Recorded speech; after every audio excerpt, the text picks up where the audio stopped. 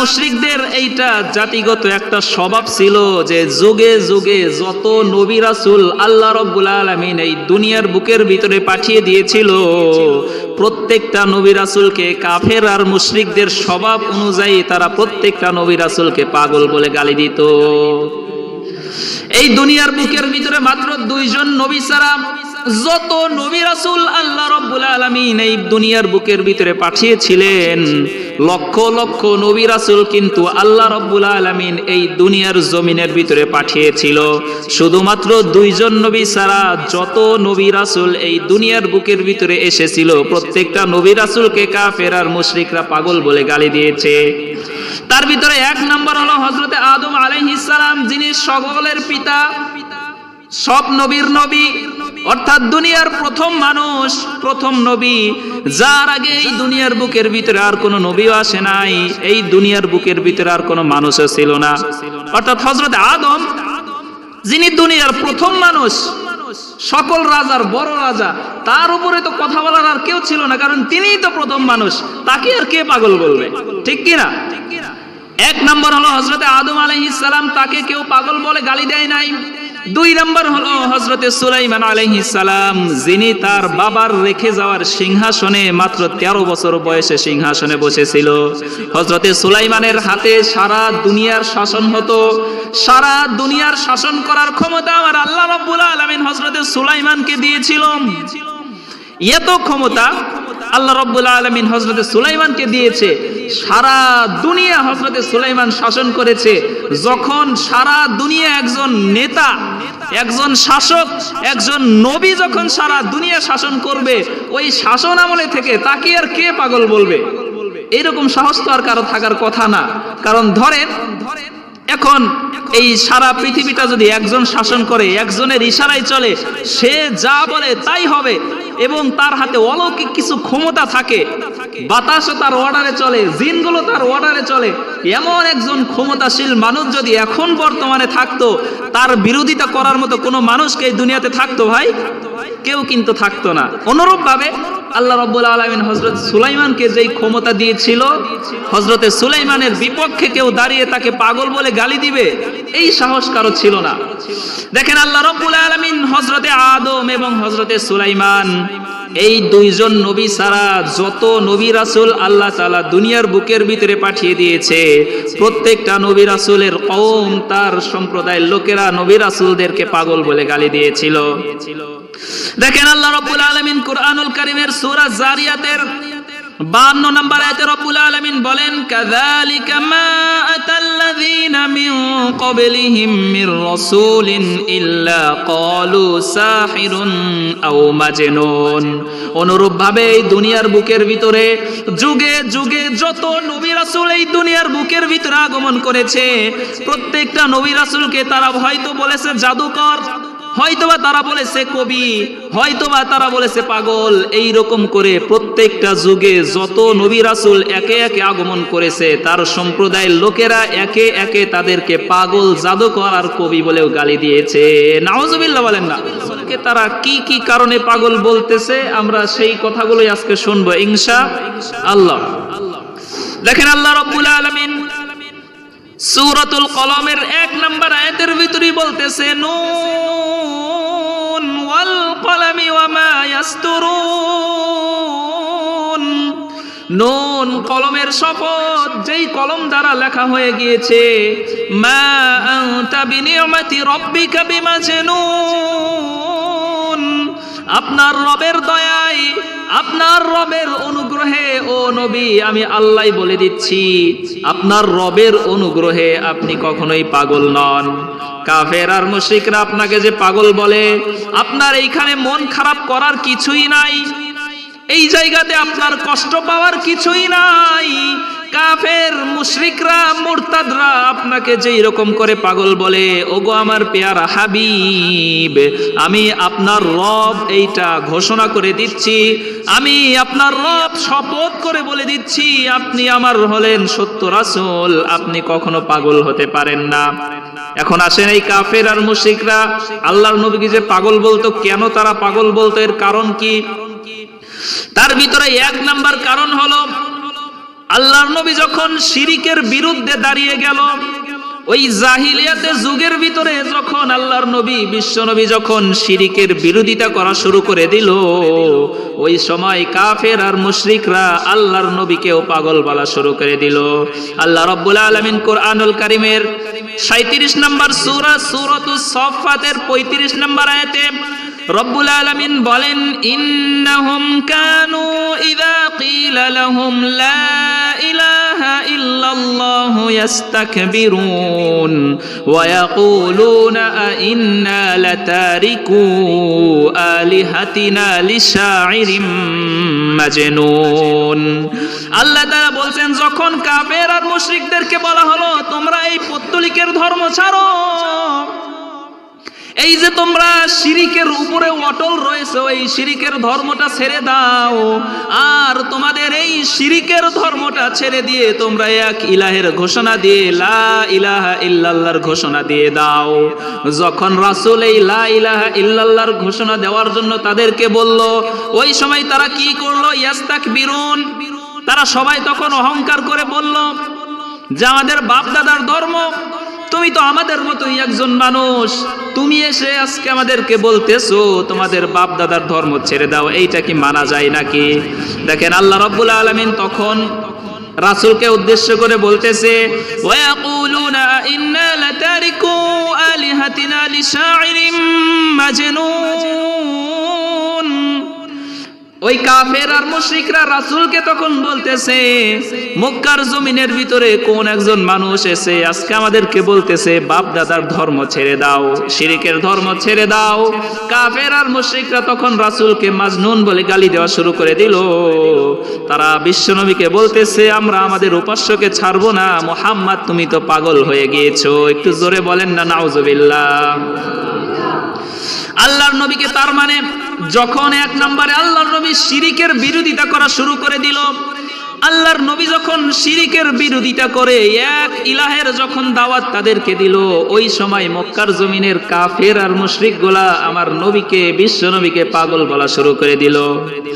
দুই নাম্বার কারণ হলো, বিশ্ব নবী যখন এই ঘোষণা দিলেন, ইন্নী রাসূলুল্লাহি ইলাইকুম, আল্লাহর নবী যখন কাফের আর মুশরিকদের কাছে বলল আমি সত্য নবী হিসাবে তোমাদের কাছে আগমন করেছি, সুতরাং তোমরা আমাকে সত্য নবী আর সত্য রাসূল হিসাবে তোমরা স্বীকৃতি দিয়ে দাও। তখন কাফের আর মুশরিকরা বলল, তুমি তো আমাদের মতো সাধারণ মানুষ, আমরা যেই রকম করে হাটে যাই, যেই রকম করে আমরা বাজারে যাই, যেই রকম করে আমরা পেশাব পায়খানা করি, অনুরূপ ভাবে তুমিও হাটে যাও, তুমিও বাজারে যাও, আমাদের মতো তুমিও পেশাব পায়খানা করো। তোমাকে আমরা কেন রাসূল হিসাবে স্বীকৃতি দেব? তুমি তো কোনো রাসূল হতে পারো না, তুমি পাগলের মতো কথা বলতেছো, সুতরাং তুমি পাগল। দেখেন আল্লাহ রাব্বুল আলামিন এই কথাটাও কোরআনুল কারীমের 44 নম্বর সূরা সূরাতুদ দুখানের 13 এবং 14 নম্বর আয়াতে রব্বুল আলামিন বলেন, আন্না লাহুমুয যিকরা ওয়া ক্বাদ জাআহুম রাসূলুম মুবিন সুম্মা তাওয়াল্লাউ আনহু ওয়া ক্বালু মুআল্লামুম মাজনুন।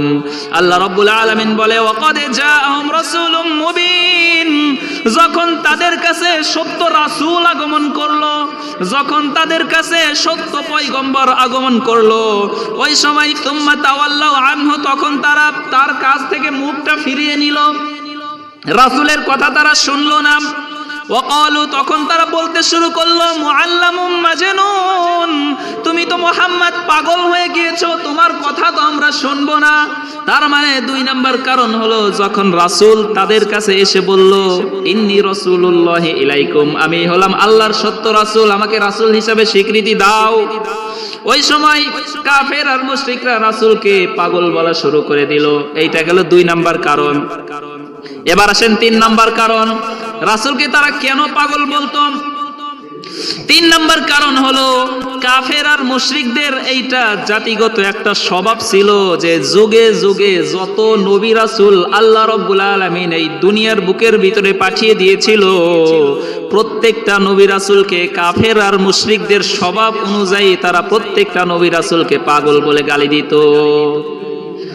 এই দুনিয়ার বুকের ভিতরে মাত্র দুইজন নবী ছাড়া যত নবী রাসূল আল্লাহ রাব্বুল আলামিন এই দুনিয়ার বুকের ভিতরে পাঠিয়েছিলেন, লক্ষ লক্ষ নবী রাসূল কিন্তু আল্লাহ রাব্বুল আলামিন এই দুনিয়ার জমিনের ভিতরে পাঠিয়েছিল।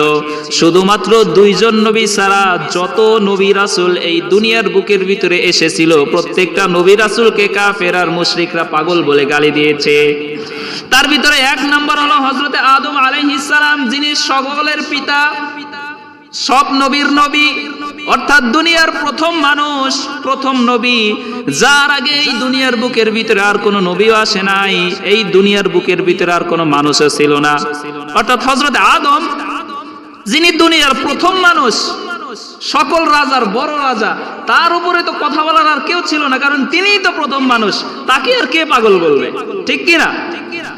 এক নম্বর হলো হযরতে আদম আলাইহিস সালাম, তাকে কেউ পাগল বলে গালি দেয় নাই। দুই নম্বর হলো হযরতে সুলাইমান আলাইহিস সালাম, যিনি তার বাবার রেখে যাওয়ার সিংহাসনে মাত্র 13 বছর বয়সে সিংহাসনে বসেছিল। হযরতে সুলাইমানের হাতে সারা দুনিয়ার শাসন হতো। সারা দুনিয়ার শাসন করার ক্ষমতা আমার আল্লাহ রাব্বুল আলামিন হযরতে সুলাইমানকে দিয়েছিল। এত ক্ষমতা আল্লাহ রাব্বুল আলামিন হযরতে সুলাইমানকে দিয়েছে, সারা দুনিয়া হযরতে সুলাইমান শাসন করেছে। যখন সারা দুনিয়া একজন নেতা, একজন শাসক, একজন নবী যখন সারা দুনিয়া শাসন করবে, ওই শাসন আমলে থেকে তাকে আর কে পাগল বলবে? এরকম সাহস তো আর কারো থাকার কথা না।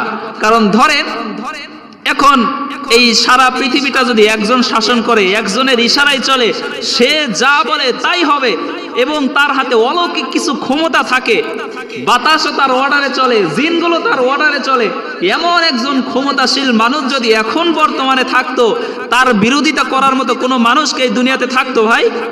কেউ কিন্তু থাকতো না। অনুরূপভাবে আল্লাহ রাব্বুল আলামিন হযরত সুলাইমানকে যেই ক্ষমতা দিয়েছিল, হযরতে সুলাইমানের বিপক্ষে কেউ দাঁড়িয়ে তাকে পাগল বলে গালি দিবে, এই সাহস কারো ছিল না। দেখেন আল্লাহ রাব্বুল আলামিন হযরতে আদম এবং হযরতে সুলাইমান, এই দুইজন নবী ছাড়া যত নবী রাসূল আল্লাহ তাআলা দুনিয়ার বুকের ভিতরে পাঠিয়ে দিয়েছে, প্রত্যেকটা নবী রাসূলের কওম, তার সম্প্রদায়ের লোকেরা নবী রাসূলদেরকে পাগল বলে গালি দিয়েছিল। দেখেন আল্লাহ রাব্বুল আলামিন কুরআনুল কারীমের সূরা জারিয়াতের 52 নম্বর আয়াতে রব্বুল আলামিন বলেন, কাযালিকা মা আতাল্লাযীনা মিন ক্বাবলিহিম মির রাসূলিন ইল্লা ক্বালু সাহিরুন আও মাজনুন।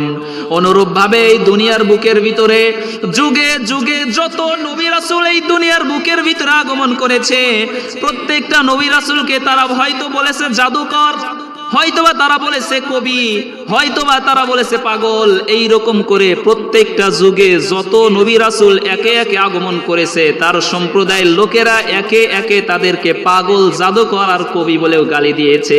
নাউজুবিল্লাহ বলেন না। দেখেন এমনকি হযরতে মূসা আলাইহিস সালাম যখন ফেরাউনকে তাওহীদের দাওয়াত দিল, ওই সময় ফেরাউনও তাকে পাগল বলে গালি দিয়েছিল। রব্বুল আলামিন বলেন, ক্বালা ইন্না রাসূলাকুমুল্লাযী উরসিলা ইলাইকুম লামাজনুন। আল্লাহ রব্বুল আলামিন এই আয়াতের ভিতরে বলতেছে, যখন ফেরাউনের কাছে হযরতে মূসা গিয়ে সে বলেছিল, তোমাদেরকে বলে যে একটা সত্য রাসূল তোমাদের বুকের ভিতরে, দুনিয়ার বুকের ভিতরে আগমন করেছে, সুতরাং তোমরা তাওহীদের বাণীটা গ্রহণ করে নাও। যখন এই রকম করে হযরতে মূসা ফেরাউনকে দাওয়াত দিতে লাগলো, ওই সময় ফেরাউন উঠে বলল, লামাজনুন, তুমি তো পাগল হয়ে গিয়েছো, কি রকম পাগলের মতো তুমি কথাবার্তা বলা শুরু করে দিয়েছো। শুধু তাই নয়, হযরতে নূহ আলাইহিস সালাম যখন তার সম্প্রদায়ের ভিতরে এসে তাওহীদের বাণীটা যখন প্রচার করা শুরু করে দিল, ওই তাওহীদের বাণীটা প্রচার করা শুরু করে দেওয়ার সাথে সাথে তার সম্প্রদায়ের লোকেরা তাকে পাগলই বলে নাই, তার উপরে এমন ভাবে নির্যাতন আর অত্যাচার করত, অত্যাচার করতে করতে এত পরিমাণ তাকে নির্যাতন করত, নির্যাতন করতে করতে একটা পর্যায়ে এমন পরিস্থিতিতে চলে যেত, মারতে মারতে যখন হযরতে নূহ আলাইহিস সালাম বেহুশ হয়ে মাটির ভিতরে পড়ে যেত, ওই সময় তার সম্প্রদায়ের লোকেরা মনে করত হযরতে নূহ হয়তো মারা গেছে। এত পরিমাণ নির্যাতন তারা করত, তারা মনে করত যে হযরতে নূহ হয়তো মারা গেছে। বেহুশ হয়ে এইরকম করে পড়ে থাকার পরে তারা এই মারা গেছে ভেবে তারা ওই রকম করে রেখেই তারা চলে যেত। যখন আবার হযরতে নূহর জ্ঞান চলে আসতো, আবার হযরতে নূহ আলাইহিস সালাম তার সম্প্রদায়ের ভিতরে আবার ইসলামের বাণীটা প্রচার করতে লাগতো। তো এইরকম করে যুগে যুগে যত নবী রাসূল এই দুনিয়ার বুকের ভিতরে আগমন করেছে, প্রত্যেকটা নবী রাসূলকে তার সম্প্রদায়ের লোকেরা পাগল বলে গালি দিয়েছে। দেখেন, এইটা গেল 3 নাম্বার। 4 নাম্বার, কেন রাসূলকে তারা পাগল বলেছে? মক্কার জমিনের ভিতরে যখন রাসূলের উপরে ওহী নাজিল হওয়া শুরু হয়ে গেল, ওহী নাজিল হওয়ার পরে রাসূলের ভিতরে, বিশ্বনবীর ভিতরে কিছু পরিবর্তন দেখা গেল। অনেক সময় এমনও হতো, এত কঠিন শীতের ভিতরে যখন বিশ্বনবীর উপরে ওহী নাজিল হয়ে যেত, ওই ওহী নাজিলের এত পরিমাণ ভার বিশ্বনবী অনুভব করত, ওই ভারের কারণে বিশ্বনবী কঠিন শীতের ভিতরে থাকার পরেও বিশ্বনবীর শরীর দিয়ে ঝরঝর করে করে ঘাম জোরে জোরে শরীর থেকে বেয়ে বেয়ে পড়তো। এত শীতের ভিতরে বিশ্বনবী কিন্তু ঘেমে যেতেন। আবার ওহী নাজিলের কিছু পর্যায় রয়েছে, কোন কোন ক্ষেত্রে মৌমাছির মতো গুনগুন গুনগুন আওয়াজে ওহী নাজিল হতো, আবার কোন কোন ক্ষেত্রে সরাসরি আল্লাহ তাআলা বিশ্বনবীর কাছে ওহী পাঠাতো, আবার কোন কোন ক্ষেত্রে হযরতে জিবরাইল আমিন সরাসরি তার সুরতে এসে ওহী নাজিল করত। আবার কোন কোন সময় কোন সাহাবীর রূপ আকৃতি ধারণ করে, মানুষের রূপ আকৃতি ধারণ করে ওহী নাজিল করত। যখন বিশ্বনবীর উপরে ওহী নাজিল হওয়া শুরু করে দিল, 40 বছর যখন ওই মক্কার জমিনের ভিতরে জীবন যাপন করেছে, বিশ্বনবীর ভিতরে সেই রকম কোনো পরিবর্তন তারা দেখে নাই। তারা শুধু জেনেছে বিশ্বনবী ভালো মানুষ, ভালো চরিত্রের অধিকারী, আমানতদারি, খুব সুন্দর একটা মানুষ। কিন্তু যখন রাসূলের উপরে ওহী নাজিল হওয়া শুরু হয়ে গেল, আর ওহী নাজিল হয়ে যাওয়ার পরে এই যে সাধারণ কিছু পরিবর্তন রাসূলের ভিতরে দেখা গেল, এই পরিবর্তন হওয়ার পরে কাফের আর মুশরিকরাও রাসূলকে পাগল বলে গালি দেওয়া শুরু করে দিল। নাউজুবিল্লাহ বলেন না। এইটা গেল 4 নাম্বার। 5 নাম্বার, কেন রাসূলকে তারা পাগল বলেছে শোনেন। 5 নাম্বার কারণ হলো, কোরআনের দাওয়াত দেওয়ার কারণে যখন কাফের আর মুশরিকদের কাছে গিয়ে এই ওহী নাজিলের পরে যখন কোরআনের বাণীটা তাদের ভিতরে প্রচার করা শুরু করে দিল, ওই সময় কাফের আর মুশরিকরা রাসূলকে পাগল বলে গালি দেওয়া শুরু করে দিল। রব্বুল আলামিন কোরআনুল কারীমের ভিতরে বলেন, ওয়াকালু ইয়া আইয়ুহাল্লাযী নুজ্জিলা আলাইহিয যিকরু ইন্নাকা লামাজনুন। তারা বলতো, যার উপরে কোরআন নাজিল হয়, যার উপরে কোরআনটা নাজিল হয়, সে তো একটা উন্মাদ, সে তো একটা পাগল, সে তো মাজনুন। সুতরাং সে কবির মতো বানিয়ে বানিয়ে কি ধরনের কথোপকথন করে। তার ভিতরে 5 নাম্বার কারণ হলো, যখন রাসূল কোরআনের দাওয়াতটা প্রচার করত, তাকে পাগল বলে গালি দিত। 6 নাম্বার কারণ হলো, যখন রাসূল ইকামতে দ্বীন প্রতিষ্ঠার কাজে যখন নিয়োজিত হয়ে গেল, ইকামতে দ্বীন প্রতিষ্ঠার কাজে যখন নিয়োজিত হয়ে গেল, ওই সময় কাফের আর মুশরিকরা রাসূলকে পাগল বলে গালি দেওয়া শুরু করে দিল। রব্বুল আলামিন বলেন, হুয়াল্লাযী আরসালা রাসূলাহু বিল হুদা ওয়া দীনিল হাক্কি লিইয়ুযহিরাহু আলাদ দীনি কুল্লি ওয়ালাউ কারিহাল মুশরিকুন। তিনি হলেন সেই সুমহান সত্তা, যিনি আল্লাহর রাসূলকে সত্য দ্বীন সহ হেদায়েত দিয়ে দুনিয়ার ভিতরে পাঠিয়েছেন। এইখানে দ্বীন প্রতিষ্ঠার কথা কেন বললাম? আল্লাহর রাসূলকে আল্লাহ তাআলা এই অর্ডার দিয়ে এই দুনিয়ার বুকের ভিতরে পাঠিয়েছে। এই দুনিয়াতে যত ধর্ম, যত মত, যত দল, যত কিছুই রয়েছে, যত আদর্শই রয়েছে, সকল দল মত নির্বিশেষে সকল আদর্শের উপরে একমাত্র রাসূলের আদর্শটাকে প্রতিষ্ঠা করাই ছিল একমাত্র আমাদের রাসূলের কাজ। যখন রাসূল এই ইকামতে দ্বীনের কথা মানুষের কাছে প্রচার করলো, দ্বীন প্রতিষ্ঠার কাজে যখন রাসূল নিয়োজিত হয়ে গেল, ওই সময় কাফের আর মুশরিকরা রাসূলকে পাগল বলে গালি দেওয়া শুরু করে দিল। দেখেন, এখন আমাদের এই পৃথিবীর ভিতরে ধরেন 200 কোটি মুসলমান আছে, কিন্তু যখন রাসূলের জামানা ছিল, ওই সময় কি এই দুনিয়ার বুকের ভিতরে 200 কোটি মুসলমান ছিল? ভাই কথা বলেন। ওই সময় তো 200 কোটি মুসলমান ছিল না, তখন যাই ছিল বেশিরভাগ কাফের আর মুশরিক ছিল। তো ওই রকম একটা পরিস্থিতিতে, প্রতিকূল পরিস্থিতিতে রাসূল যখন স্রোতের বিপরীতে একা দাঁড়িয়ে গেল, আপনি একবার কল্পনা করেন না ভাই, যে সারা পৃথিবীর মানুষ কাফের আর মুশরিক, ওই সারা পৃথিবীর মানুষের ভিতরে স্রোত একদিকে যাচ্ছে, ওই স্রোতের বিপরীতে যখন রাসূল একা স্ট্রং হয়ে দাঁড়িয়ে গেল, ওই সময় পরিস্থিতিটা কেমন ছিল? আল্লাহ রাব্বুল আলামিন এই কথাই এখানে বলে দিয়েছে, যখন রাসূল এই দিন প্রতিষ্ঠার কাজে যখন স্রোতের বিপরীতে একাই দাঁড়িয়ে গেল, ওই সময় কাফের আর মুশরিকরা আল্লাহর রাসূলকে পাগল বলে গালি দেওয়া শুরু করে দিল। দেখেন, একটা উদাহরণ দিলেই বুঝবেন। ধরেন যে এখন বর্তমান সমাজের ভিতরে বা বর্তমান জামানার ভিতরে একটা সমাজের ভিতরে সব খারাপ মানুষ, সবাই সমাজের ভিতরে সবাই খারাপ মানুষ। ওই সমাজের ভিতরে একটা যুবক আছে, সে অনেক ভালো, ইসলাম প্রিয়, দিন প্রিয়, কোরআন প্রিয়, সে আল্লাহর পথে থাকে। তো যখন সব খারাপ মানুষের ভিতরে সবাই খারাপ কাজ করে, ওই যুবকটা গিয়ে সবার কাছে বলে যে ভাই এই কাজ কইরেন না, এটা খুব খারাপ কাজ, এটা ভালো হচ্ছে না, এটা এরকম করে কইরেন না। যখন সবাই খারাপ, তখন এসে কিন্তু সবাই ওই যুবককে বলবে, আরে মিয়া, সবাই আমরা একদিকে যাচ্ছি, তুমি একা আরেকদিকে যাও, তুমি তো পাগল হয়ে গেছো। কারণ আমরা শত শত মানুষ একদিকে আর তুমি একা একদিকে, তোমার মাথা কি খারাপ নাকি? আমাদের দিকেই তুমি চলে আসো না।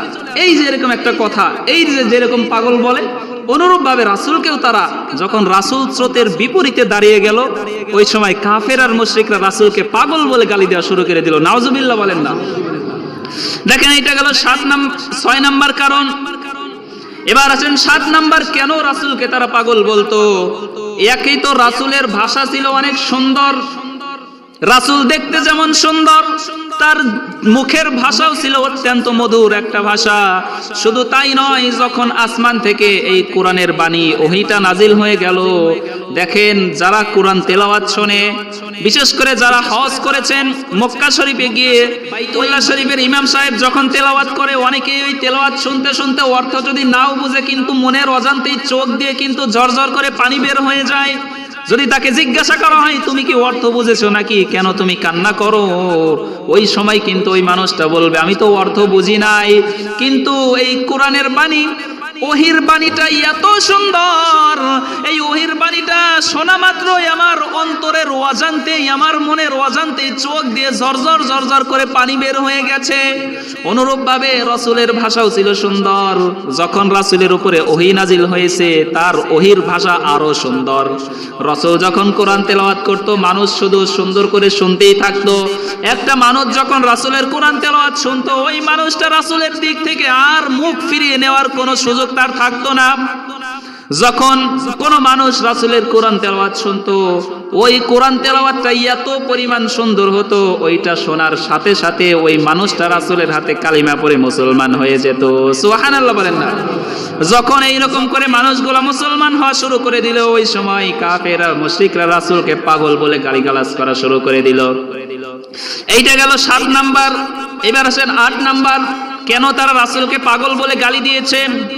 যখন এতগুলা স্টেপ পার হয়ে গেল, কোনোভাবেই রাসূলকে তারা মানাতে পারছে না। ইসলাম প্রচারের ক্ষেত্রে, তাওহীদের দাওয়াতটা বন্ধের ক্ষেত্রে যখন কোনোভাবেই রাসূলকে তারা আর বিরত করতে পারছে না, এইবার তারা রাসূলের কাছে এসে আপোষ মীমাংসা করার জন্য। কাফের আর মুশরিকের একটা দল রাসূলের কাছে এসে বলে, ওগো মুহাম্মদ, এই মক্কার জমিনের ভিতরে তুমি যে তাওহীদের বাণীটা প্রচার করো, এই বাণীটা প্রচার করা তুমি ছেড়ে দাও। ছেড়ে দিলে তোমার কি লাভ হবে তোমাকে বলি। মক্কার জমিনের ভিতরে তুমি যদি এই তাওহীদের বাণীটা প্রচার করা ছেড়ে দাও, তাহলে তুমি যদি অর্থ সম্পদ চাও, তোমাকে আমাদের রাজা বাদশা বানিয়ে দেব। মক্কার জমিনের ভিতরে সব চাইতে বিত্তশালী মানুষ তোমাকে বানিয়ে দেব। শুধু তাই নয়, মক্কার জমিনের ভিতরে তুমি যদি ক্ষমতা চাও, তোমাকে আমাদের রাজা বানিয়ে দেব, আমাদের প্রধানমন্ত্রী তোমাকে বানাবো। শুধু তাই নয়, এই মক্কার জমিনের ভিতরে সব চাইতে সুন্দরী নারী যদি তুমি চাও, মক্কার জমিনের ভিতরে সব চাইতে সুন্দরী নারীর সাথে তোমাকে বিবাহ বন্ধনে আবদ্ধ করে দেব। তারপরেও তুমি এই তাওহীদের বাণীটা প্রচার করা থেকে বিরত থাকো। আল্লাহর রাসূল তখন বলল, আচ্ছা আপনারাই বলেন তো, যদি তারা চাইতো যে মক্কার জমিনের সব চাইতে ক্ষমতাশীল মানুষ রাসূলকে বানাবে, তারা কি পারতো না? কথা বলতে হবে, পারতো না? এটা পারতো। যদি তারা চাইতো রাসূলকে মক্কার জমিনের ভিতরে সবচাইতে সম্পদশালী বানাবে, এটা কি তারা পারতো না? এটাও পারতো। আবার যদি তারা চাইতো যে রাসূলকে মক্কার জমিনের ভিতরে সবচাইতে সুন্দরী নারীর সাথে তারা বিবাহ বন্ধনে আবদ্ধ করে দেওয়া হবে, এটা কি তারা চাইলে পারতো না? এটাও পারতো। দেখেন রাসূল তখন বলল, তোমরা চাইলে এই কাজগুলো তোমরা করতে পারো, কিন্তু আমার কথা এইটা না, আমার কথা এবার তোমরা শোনো। রাসূল বলল, যদি আকাশের সূর্যটা যদি আমার ডান হাতে এনে দিতে পারো, আকাশের চাঁদটা যদি আমার বাম হাতে এনে দিতে পারো, ওই আকাশের চাঁদ আর সূর্যটা আমার হাতে এনে দেওয়া যেই রকম করে অসম্ভব, তোমরা আমাকে যেই আপোষ মীমাংসার প্রস্তাব দিয়েছো, তোমাদের এই প্রস্তাব মানাও আমি মুহাম্মাদের কাছে অসম্ভব। আল্লাহর নবী তখন কাফের আর মুশরিকদেরকে বলে দিল, তোমরা যেই রকম করে তোমরা আকাশের চাঁদ আর সূর্যকে আমার হাতে এনে দিতে পারবা না, তোমাদের কাছে যেমন করে অসম্ভব, অনুরূপ ভাবে আমি মুহাম্মাদের কাছে তোমরা যেই প্রস্তাবটা নিয়ে এসেছো, এই প্রস্তাবটা মানাও আমি মুহাম্মাদের কাছে অসম্ভব। আল্লাহু আকবার বলেন না। দেখেন, আল্লাহর নবীর কাছে তারা ক্ষমতা নিয়েও কিন্তু এসেছিল। আল্লাহর নবী চাইলে কিন্তু পারতো মক্কার জমিনের ভিতরে প্রধানমন্ত্রী হয়ে যেতে পারতো না ভাই? দেখেন, আমাদের ভিতরে এমন অনেক মানুষ আছে, এবং আগেও ছিল, এখনো আছে, ভবিষ্যতেও থাকবে, যে ক্ষমতা লোভী এমন অনেক মানুষ আছে যারা নিজেকে নিজের হাতে ক্ষমতা চায়। তারা দাবি করে যে আমাকে এই ক্ষমতা দাও, ওই ক্ষমতা দাও, এইরকম করে আমাকে এইটা করতে দাও, আমি এইটা করব। আর ইসলাম তো ক্ষমতা চেয়ে নেওয়ার অধিকার কাউকে দেয় নাই। আর যারাই ক্ষমতা চেয়ে নেয় তাদেরকে কখনো আল্লাহ তাআলা সম্মান দেয় না, তাদেরকেই লাঞ্ছিত করে। কথা বলেন ঠিক কিনা? কারণ দেখেন, যুগে যুগে হযরতে ওমর রাদিয়াল্লাহু তাআলা আনহু তিনি কিন্তু ক্ষমতা চেয়ে নেয় নাই। হযরতে ইসলামের প্রথম খলিফা আবু বকর, ওমর, ওসমান, আলী, তারা যে খলিফা হয়েছিল, তারা কিন্তু কখনো ক্ষমতা চেয়ে নেয় নাই। সুতরাং হয়তো আগের পূর্বের খলিফা তাকে নিযুক্ত করে গিয়েছে, অথবা মানুষগণ একত্রিত হয়ে তাকে মনোনীত করে তারপরে ক্ষমতার আসনে বসিয়েছে। এই জন্য ক্ষমতা আল্লাহর রাসূল চাইলে কিন্তু পারতো যে গোটা মক্কার জমিনের ক্ষমতা তার একার হাতে থাকবে, কিন্তু রাসূল সুযোগ থাকার পরেও কিন্তু রাসূল ওইটা গ্রহণ করে নাই। এই জন্য এখান থেকে আমাদের শিক্ষা হলো যে ক্ষমতা কখনো চেয়ে নেওয়া যাবে না। যার ক্ষমতা যতটুকু আল্লাহ তাআলা যাকে যেই আসনে বসাতে চায়, এটা মানুষের মাধ্যমেই তাকে সেখানে বসাবে। ঠিক কিনা? দেখেন, এইটা গেল 8 নাম্বার স্টেপ। কেন রাসূলকে তারা পাগল বলতো?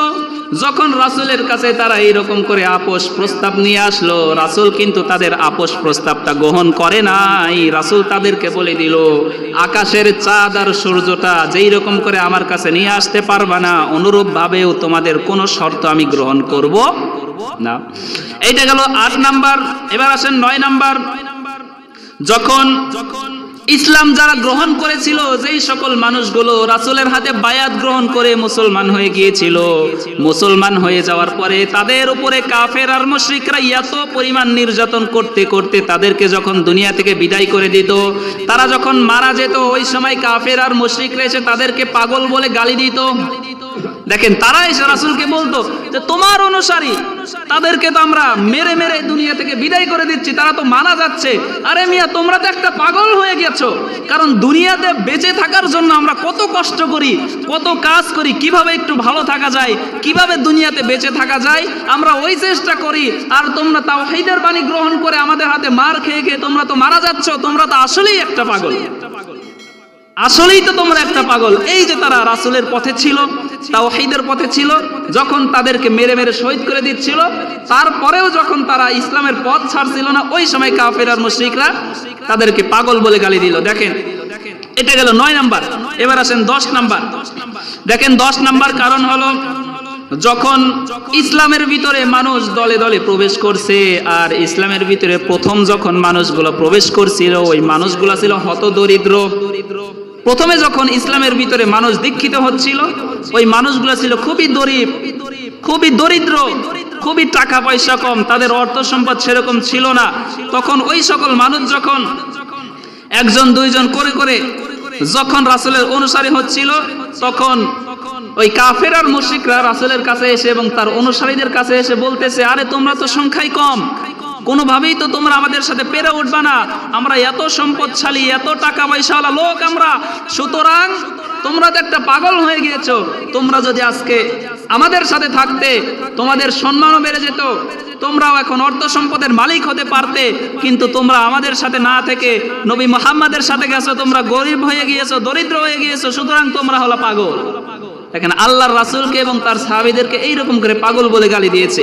আর 11 নাম্বার হলো, দেখেন আল্লাহর নবীকে তারা পাগল বলেছে, তার 11 নাম্বার কারণ হলো এত জুলুম নির্যাতন অত্যাচার করার পরেও যখন দেখলো কোন মানুষ ইসলামের পথ থেকে আর দূরে সরে আসছে না, কোন মানুষ ইসলামের পথ থেকে কোন মানুষকে সরানো যাচ্ছে না, ওই সময় কাফের আর মুশরিকরা নবীজির উপরে এত পরিমাণ কষ্ট আরোপ করা শুরু করে দিল, এত পরিমাণ নির্যাতন করা শুরু করে দিল।